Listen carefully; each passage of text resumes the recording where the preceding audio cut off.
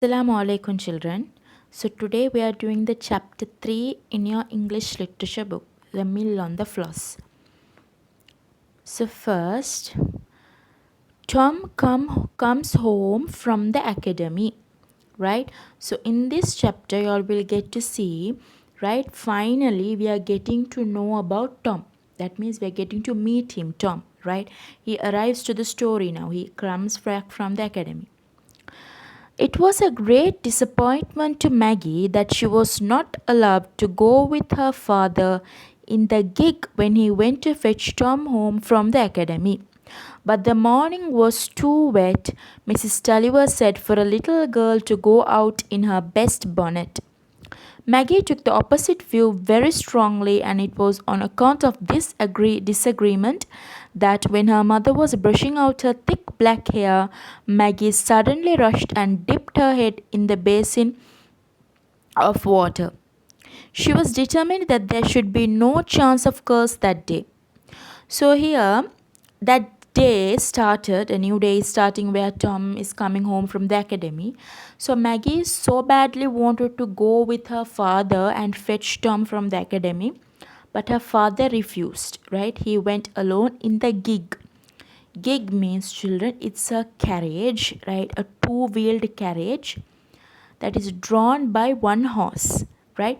That is what you call a gig, right? So in this gig, it's a carriage which can be only like it can there only two people can travel maximum. Okay, so what happens is, because of this disappointment, right, she was feeling so sad that morning. So while her mother was brushing her hair, right, her thick black hair, her mother was saying that it is not proper for a girl, right, to go out in the morning, like when it is too wet, wearing the best bonnet. Bonnet means the hat, right? So it's like maybe Maggie was wearing the best bonnet, the hat. So her mother did not want her to go out. She thought it would ruin her hat, right? So, but Maggie was she was totally opposite, right, to her mother's views. She was totally opposing.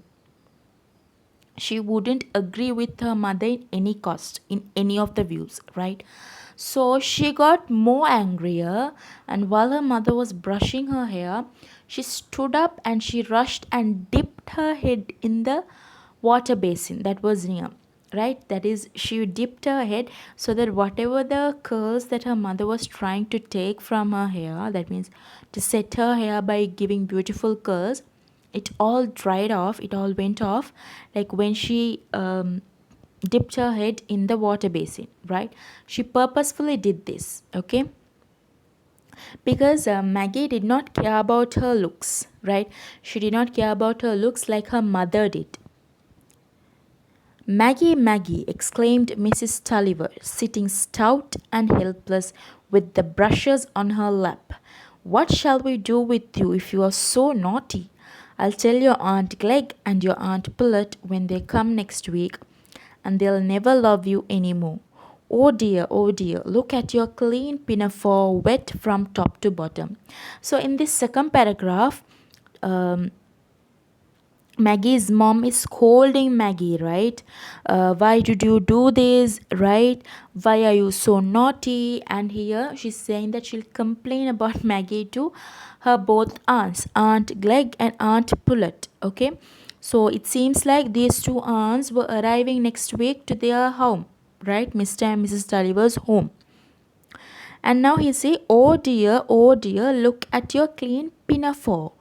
Pinafore means, children, it's a dress, right? You know that you girls wear that sleeveless one on top, and inside you wear a t-shirt. That is a pinafore. So Maggie also was wearing one like that, but now as she had dipped her hair in the water basin, not only her hair and the head, but also her dress was wet right now. But Maggie was already out of hearing, making her way towards the great attic that ran under the old high roof, shaking the water from her black hair as she ran, like a terrier escaped from his bath. The attic was Maggie's favorite retreat on a wet day when the weather was not too cold. Here she got rid of all her bad tempers and talked aloud to the floors and the shelves and the dark walls covered with cobwebs, and here she sometimes sat and sobbed with disappointment. That was what she did this morning, sobbing with a passion that drove out every other form of consciousness, even the memory of the grief that had caused it. So now, while her Maggie's mom was scolding her, Maggie was already out of sight. Okay, she couldn't hear what her mother said because she has rushed from that place. So now, Maggie always had her own private place.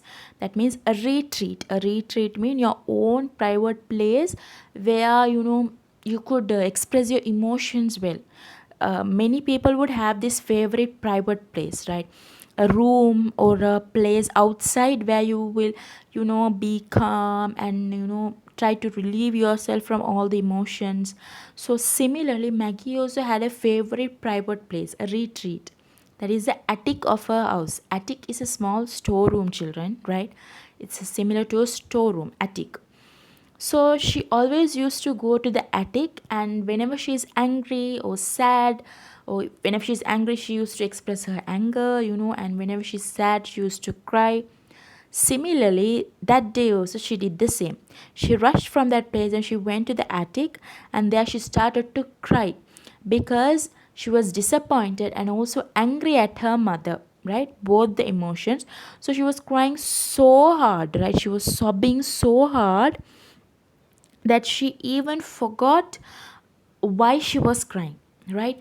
This place, attic, was her favorite place because she not only cries and expresses her anger, she even talks, right? She even talks whatever she has on her mind. She used to relieve that, she used to express that. She used to talk out, there is no one, but she used to talk out all the cobwebs and the cupboards, all those things are there in the storeroom. So she used to talk, not only be angry and cry. So that is all I'm going to do today, right? We'll continue this lesson the next day. Thank you, children.